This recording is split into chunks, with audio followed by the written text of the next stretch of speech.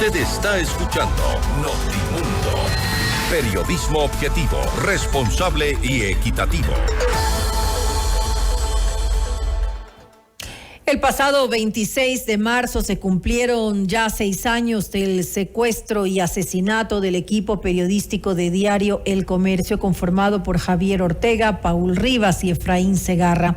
El hecho ocurrió en la zona de Mataje, en frontera con Colombia. La noticia requiere profundidad.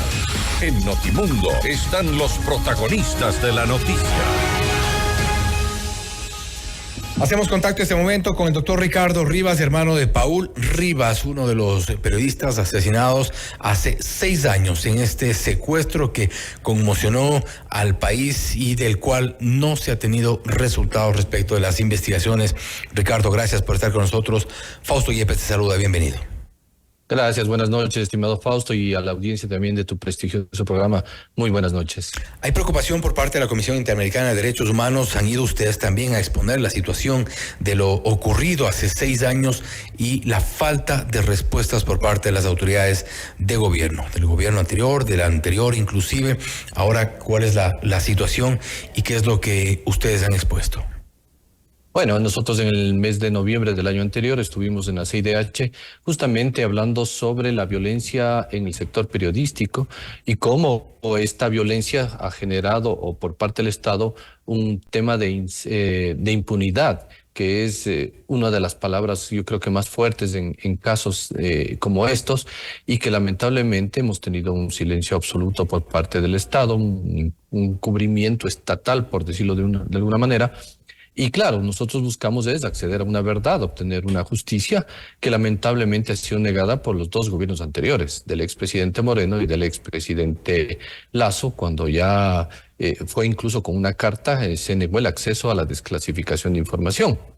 Te cuento que ahora tenemos un documento enviado en el año 2021 a la Corte Constitucional, justamente accediendo a una demanda de desclasificación de información para que se puedan agilitar las investigaciones como tal. En noviembre del año anterior ya tuvimos la audiencia con el Estado ecuatoriano en la Corte Constitucional, y pues ahora conocemos que existe ya el informe en el pleno del Consejo, el pleno de la Corte, y pues deben ahora tratarlo para ver si accedemos a esa desclasificación o se niega esta desclasificación, que sería el punto más relevante, considerando que en manos de la Corte Constitucional antes estaba la vida de Paul, Efraín y Javier en manos de Lenín Moreno. Ahora la desclasificación para un acceso a la justicia y a la verdad está en manos de la Corte Constitucional, y creo que eso es fundamental, que lo conozca toda la sociedad. ¿Qué tan determinante podría ser la desclasificación de estos documentos, tomando en cuenta que, como habíamos mencionado, hace 6 años no se tienen respuestas claras sobre las investigaciones, sobre lo ocurrido, sobre principalmente las negociaciones que se dieron en su momento en el intento de lograr la liberación de los 3? Bueno, ahí constan primero las personas, autoridades en su momento que participaron, cuál fue la posición de ellos para negociar o no negociar el tema de las operaciones que se dieron en la zona, tanto con Colombia y Ecuador o coordinadas, todos los aparatajes de inteligencia que se fusionaron en esa época, y simplemente saber cuál fue la posición del Estado para sacarlos con vida o no. ¿Cuáles fueron las falencias incluso que tuvo el Estado ecuatoriano en temas de seguridad de frontera? Es decir, hay muchos elementos ahí que son importantes para acceder a una verdad y buscar también la responsabilidad por omisión, porque ellos accedieron por un paso legalmente establecido, pidiendo autorización para hacer sus coberturas. Fue otorgado este permiso, por lo tanto hay una responsabilidad estatal, hay una omisión estatal en todos estos temas, que eso hay que trabajarlos, investigarlos y determinar responsabilidades o corresponsabilidades también, si existiría el caso, que es un deber de la Fiscalía que está llamada a investigar no solo la desclasificación, sino las otras líneas también que existen, que simplemente no lo han hecho en 6 años, que ya te imaginarás todo este tema que estamos pendientes de que se lo realice, ¿no? 6 años después se intenta tapar a alguien, se intenta tapar algo también detrás de esto. Claro, Lo que se intenta tapar son las negligencias estatales y el asumir las responsabilidades y las consecuencias de las decisiones que en su momento fueron bien o mal tomadas. Y creo que ahí hay autoridades que estuvieron en su momento, hay autoridades que todavía están en funciones en el Estado, en cierta parte del Estado, y entonces yo creo que el Estado no debe tener como función el tapar a sus autoridades, a sus funcionarios, sino más bien ir en función de una sociedad que demanda una verdad en casos como estos, porque tomen en cuenta, no es que reclamamos tres familias. Atrás de las tres familias hay un derecho a la libertad de expresión que es fundamental, que ha sido acallado.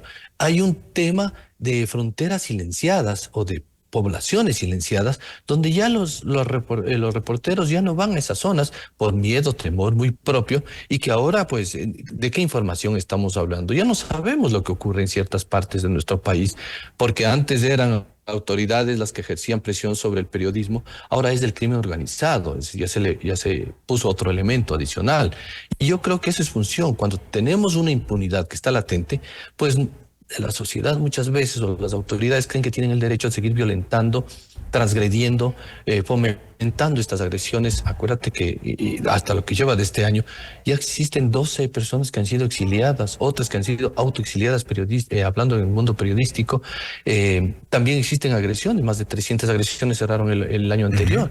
Entonces esto es un hecho que ha ido incrementándose y que ya necesitamos unas políticas duras y fuertes para justamente tener derecho a acceder a información, entregar información y hablar libremente de cosas que están sucediendo en nuestro país y que no podemos ser acallados por personas que lamentablemente deciden meterse en situaciones ilegales o de corrupción o todos estos temas, ¿no? Y más adelante vamos a hablar también precisamente de los protocolos tan demandados por parte de los periodistas a las autoridades y principalmente para garantizar la libertad de expresión, garantizar el ejercicio periodístico. Pero antes, no quiero detenerme en esto. El hecho de que haya el momento en el que se cambió de gobierno, había una esperanza, al menos había la idea de que podía desclasificarse la información. Eso no ocurrió en el gobierno anterior. ¿Qué les hace pensar que esta vez podría, o qué señales tienen de que podría ocurrir esta vez con el gobierno del presidente Noboa? Bueno, como tú lo mencionas, el expresidente Lasso, yo me reuní con él antes de que suma su presidencia, que inicie su presidencia, y él se comprometió a desclasificar la información. Pero si a mí me dicen, me comprometo a desclasificar, ¿qué entiendo? Que va a hacer todas las acciones posibles por desclasificar. Pero después de 2 años de su ejercicio, me manda una carta o envía una carta indicando de que se niega el acceso total a la desclasificación y que ya no es reservada, sino ahora es secreta. Y entonces mi pregunta es, yo a través del Consejo de Comunicación mandamos un documento donde indicamos cuáles son los parámetros para que ustedes califiquen de secreta y que envíen las actas con las cuales se calificó, porque hay un procedimiento para que esta documentación sea calificada como secreta, esta o cualquiera, pero no existen esos documentos. Entonces, al no existir, ¿con qué parámetros se calificaron como reservadas, secretas o secretísimas cuando no se sigue y no se cumple con lo establecido en la reglamentación y en las leyes? Ahora, con el presidente Noboa, la semana anterior, el 20 de marzo, yo mandé un documento a la presidencia justamente pidiendo la desclasificación, a más de las acciones que hicimos con la Corte Constitucional. ¿Por qué? Porque el presidente es el que preside la Secretaría Nacional de Seguridad del Estado y también de él depende, desde su política, el acceder o no a una desclasificación. Hoy tuvo una deferencia muy importante, hicimos un plantón frente a la Plaza de Gobierno por los 6 años, y tuvo una deferencia muy importante el secretario de la Comunicación, Roberto Izurieta, de recibirnos, nos mandó a llamar y quería conocer de estos parámetros. Entonces, yo le solicité 2 cosas puntuales. La una, el tema de la desclasificación, que ya está a través de un documento y que esperamos que lo traten y sea efectivo este tema. Y la otra son establecer los mecanismos para implementar las recomendaciones de un informe que ya existe de la CIDH en el 2019 y que ningún gobierno ha querido tratarlo ni ha querido tomarlo en consideración. Y ya son 5 años que estamos esperando reunirnos para ver esas recomendaciones cómo se implementan. La única que se ha implementado como tal es el mecanismo de protección periodística que ahora ya funciona dentro del Consejo de Comunicación. Entonces, la esperanza es lo último que podemos, que muere, en definitiva. ¿no es cierto? Entonces, nosotros siempre estamos haciendo lo que nos corresponde como familia, pero también hay una contraparte que es el Estado, que tiene que responder ante las obligaciones como tal de una sociedad que demanda respuestas. Y respuestas en el tema de derechos humanos, respuestas en el tema de seguridad y respuestas en todos los ámbitos que se generan, cualquiera que sea el gobierno. Y en este acercamiento que hicieron con Roberto Usurieta, ¿cuál es tu sentir respecto del entendimiento, de la comprensión del problema que aqueja necesariamente a los periodistas con esta falta de protocolos, con esta falta de políticas de Estado para garantizar la libertad de expresión y el ejercicio periodístico? Bueno, Roberto estuvo muy sensible al temas, no todo el mundo tiene cómo conocer este tema de muchas situaciones que se tiene del día a día que a través de investigaciones han ido conociendo. También nos mencionó que la semana anterior tuvimos la visita de la CIP, un organismo internacional muy importante, y a través de ellos también solicitaron algunas situaciones que son la protección de periodistas a través del mecanismo y el presupuesto como tal, porque sin presupuesto un mecanismo no puede funcionar.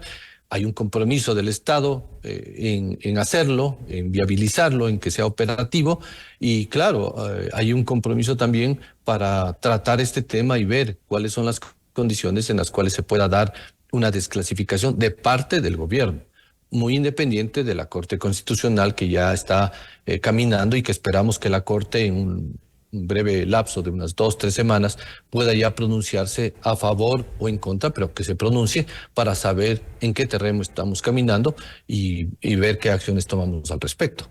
Es lo urgente. Ricardo, nuevamente gracias por haber estado con nosotros. Es un tema para darle amplio seguimiento y, por supuesto, exigir respuestas. Nuevamente gracias. Gracias a ti, Fausto, muy amable. Buenas noches.